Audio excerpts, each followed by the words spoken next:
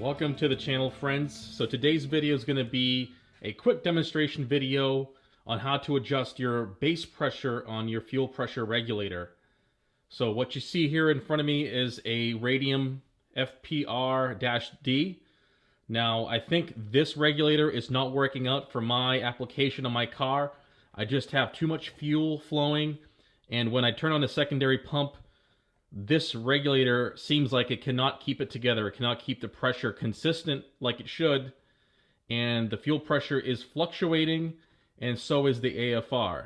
Now that's not good, especially when you're up in the RPMs near redline. So the car was still running good. It's just that there is some kind of anomaly where this is not keeping steady pressure. So I went ahead already and swapped it out with a Fore F2i. Now the Fore has a much larger body, as you will see in just a second, much larger spring, much larger adjustment screw, and everything is much larger on the Fore. It's a much more substantial and more beefy regulator unit compared to the Radium. I mean, this thing here is supposed to be rated to like 1500 liters per hour or whatever, but as soon as my secondary pump turns on the car, there's an issue. This thing is not keeping the pressure, so we're going to swap it out and see how it does on the dyno, and hopefully it takes care of that issue. But I want to show you really quick the rundown and kind of layout of what I'm doing here. I'm going to go ahead and finally install the last fitting. I was waiting for that fitting in the mail, so that finally came, so now I can tie this whole thing up on the car and go ahead and adjust the base pressure. So that's a shot of the Radium. Super high quality product, but I don't think it's going to work out for me for whatever reason. It just cannot handle the fuel flow on my vehicle, even though, like I said, it's rated for that amount of fuel. It doesn't make any sense, but I'm going to go ahead and swap it out, and let's show you the car right now. So I've done most of the work already and installed it.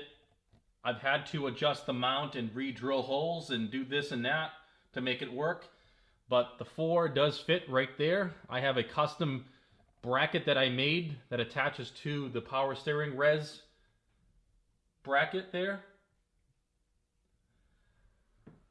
That mount is something I made, and it attaches right here so you can see it up close. So as you can see, those are the previous holes from the Radium. I went ahead and just put another set of holes in there for the Fore. Now, there's some stuff on here that's not normal, as you can see. I went ahead and upgraded these lines here to a hard line that's connected to my manifold, and the fittings are also upgraded. They're high temperature fittings. I noticed the ones I had before are not rated past 140 degrees Fahrenheit. So I went ahead and upgraded these to the metal ones, the stainless steel ones that are rated to like 260 degrees Fahrenheit.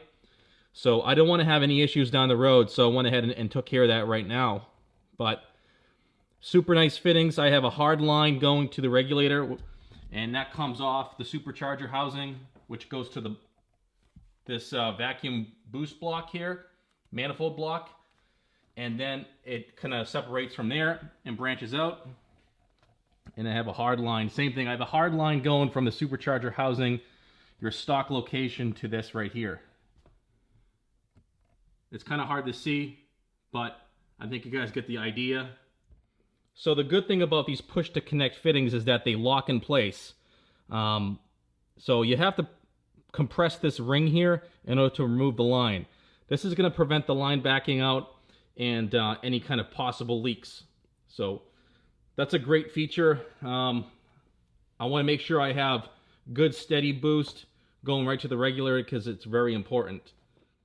I also went ahead and installed this line right here, which is a separate line from the boost manifold for my tuner, so he can register boost on his sensor when we're on the dyno, so he doesn't have to like mess around with anything else. It's right here, nice and convenient for him. You know, the install is really nice, really kind of tucked away, up out of the way. Is still a good room to get into the spark plugs and do that and have access to whatever else you need. I put the gauge on there, and it's good to go. So now all I have to do is install that fitting and put back the fuel line, and I can go ahead and adjust the base pressure So one other thing I want to mention and touch on is that every component in here, each line is a separate line. I have no T's, no Y's, or no splitting done coming off of that boost manifold, the vacuum boost manifold there. So everything gets its own separate line and a large diameter line. That way it has good vacuum or boost volume. So good strong connection, a lot of volume in the hose. That's going to provide for larger draw or boost in a quicker fashion to that component. So upgrading your lines to a larger size will usually help with issues that you might see with smaller pipsqueak lines like the stock ones are. So upgrading your lines, highly recommended. This is a 1/4 inch OD line here, the hard line, and that's sufficient to run the regulator properly. So now it's just a matter of going ahead and install that fitting and putting back the fuel line and grabbing the AN wrenches and tightening everything up and taking care of that. And then I'll get on to the process of adjusting the base pressure. Now, there's a couple ways of doing this, and the proper way is to adjust the base pressure with the vehicle on and with this boost reference line off and plugged. So you want no vacuum boost reference and the vehicle running. That way the pumps are being electrified and powered up, and that way you're going to get full speed out of the pump in a normal condition, which is with the car on. Because if you do it with the car off and you just turn your pumps on, it's drawing off the battery and it's not getting full voltage because the car's not on, the alternator is not cranking to the battery, supplying voltage. So there is going to be a difference, like a 1 or 2 PSI. So I'm going to set this to 58 when the car is running with the line off. Very important. Then when you connect the line, it's going to apply vacuum at idle, and you will see that pressure on the gauge drop down to about 54 on this car. So that's not to alarm you. That's normal. When you have vacuum, it's going to draw that pressure down. And then when you have boost, it's going to apply more pressure. And in this case, I'm about 18, 19 pounds. 19 pounds, it would bring you about, I believe, what is that? 78 pounds of pressure when it's actually running and the second pump turns on. That's what I should see under boost. So very important. Unplug your line, turn your car on, and then adjust your base pressure. But I'm going to go ahead and first have the car off, adjust the base pressure so it's close. Then I'm going to go ahead and turn the car on, and then finally dial in the pressure to that 58 without that line connected. Very important.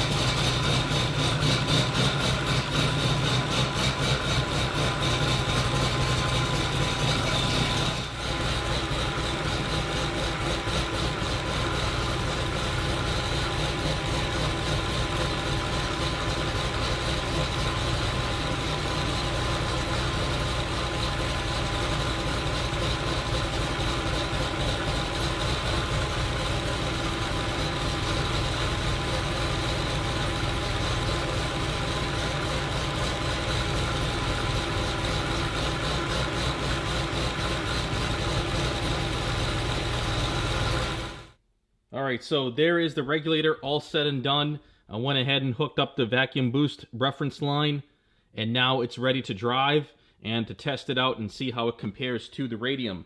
I will go ahead tomorrow and drive the car and possibly make some pulls and see when that secondary pump turns on, that if I have the same issue or if it's a steady pressure like it should be. So what I should be seeing for fuel pressure when it's under boost is right around 78 psi. That's the base pressure plus the boost number. So it's about 19 pounds, just under 19 pounds right now. So that's going to put me somewhere around 78 pounds when it's under boost and it's making power. So tomorrow I'll try that out, log it on HP Tuners, and then take a look at the log when I get home and see what the results are. So that's pretty much it for the video, guys. I really hope you enjoyed the video. And if you have any questions or comments, obviously place them right down below. And if you haven't subscribed to the channel already, please go ahead and do so. I want to thank you guys for watching, and I'll see you on the next video.